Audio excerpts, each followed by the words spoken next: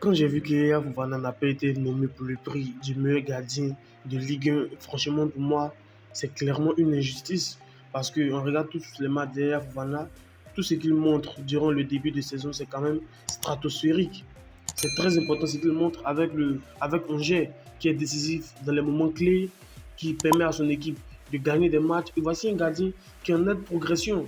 Quand il a fait son entrée à la sélection ivoirienne, ça n'a pas réellement été le cas parce qu'il y a beaucoup qui ne lui faisaient pas confiance.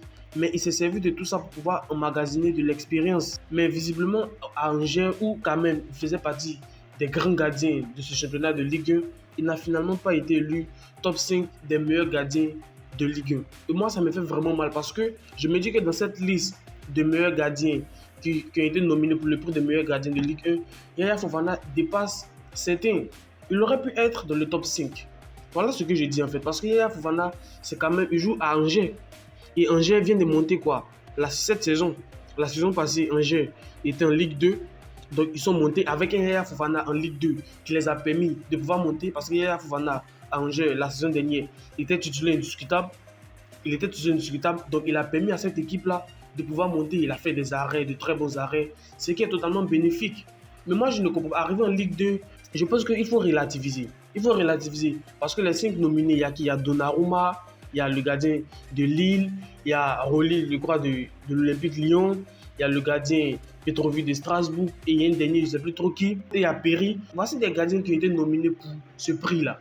Mais carrément, quand on prend les statistiques, Yaya Fofana dépasse certains. Yaya Fofana, en termes de clean sheet, cette saison avec Angers, il a, je crois, 7 clean sheets. Et Donnarumma en a 11. Mais après, les autres gardiens qui viennent, Yaya Fofana les dépasse carrément. En matière de nombre d'arrêts, Yaya Fofana encore est devant tous. Même si il a encaissé beaucoup de buts parce que en 32 matchs où il était 32 fois titulaire, il a encaissé pour 2800 minutes de temps de jeu par là, il a encaissé 50 buts. Il a encaissé 50 buts. Contrairement à certains qui ont encaissé moins de buts, 32 buts, 40 buts, etc. Mais je me dis qu'il faut quand même relativiser.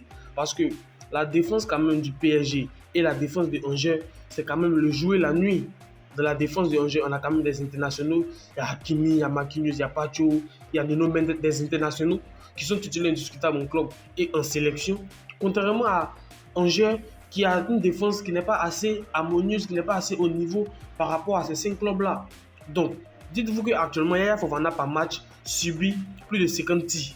Contrairement au PSG, par exemple, il ne subit pas plus de 50 tirs parce que le PSG a quand même un jeu possessif, il domine leur adversaire, il les écrase plus facilement.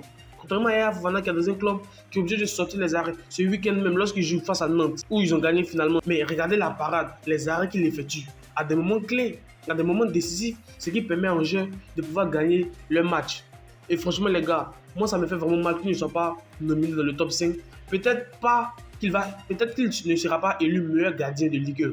Je peux comprendre, parce qu'il y a quand même Donnarumma qui est titulaire indiscutable, même s'il a joué moins de matchs que Yaya Fofana.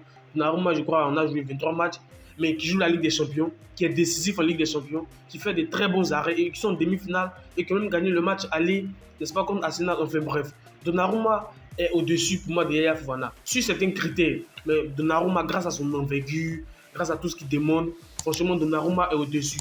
Mais Yaya Fofana aurait pu être dans le top 5 pour le récompenser parce que Angers est quand même une équipe qui joue le métier, contrairement au PSG, à Lille, au Gazette de Monaco, etc., qui sont installés dans le championnat de Ligue 1, qui jouent même les places européennes. Contrairement à Yaya Fofana, qui vient de sortir des grands arrêts pour se maintenir en Ligue 1.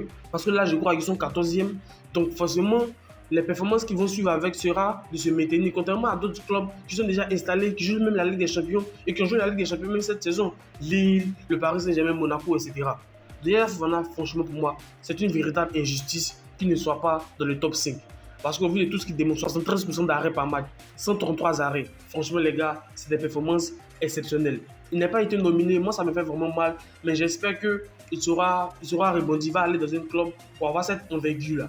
Parce que ce qui plaide pour moi, ce qui fait le péché de Yaya Fofana, c'est qu'il n'a pas l'envergure de ces gardiens-là. Parce que ces gardiens sont dans leur club qui brillent en Ligue 1 depuis pas mal de temps. Contrairement à Yaya Fofana qui vient d'arriver dans ce club-là. Donc il est obligé de faire de grands arrêts pour pouvoir se faire remarquer aussi.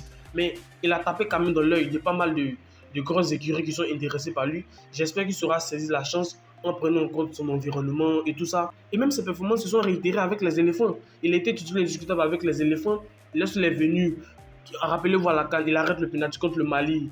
Il a quand même été décisif. Le match contre la Gambie, si ce n'était pas Yaya Fofana, on n'aurait jamais gagné ce match-là 1-0. Yaya Fofana a sorti pas mal d'arrêts dans ce match-là. Il nous a quand même donné la victoire. Voici les signes d'un gardien qui est en train de grandir, qui est en train de gravir les étapes. Et moi, ça me fait plaisir. J'espère qu'il va se relancer ailleurs. Parce que pour moi, le championnat de Ligue 1, Angers, c'est quand même une équipe de seconde zone. Ça ne va pas franchement l'aider. Donc les gars, donnez-moi vos avis dans les commentaires. Dites-moi ce que vous en pensez. Et moi, je pense réellement que c'est une injustice. Donnez-moi vos avis dans les commentaires. N'hésitez pas à vous répondre. Abonnez-vous si ce n'est pas déjà fait. Lâchez-moi votre like. Et on se retrouve pour une prochaine vidéo. Allez, peace out.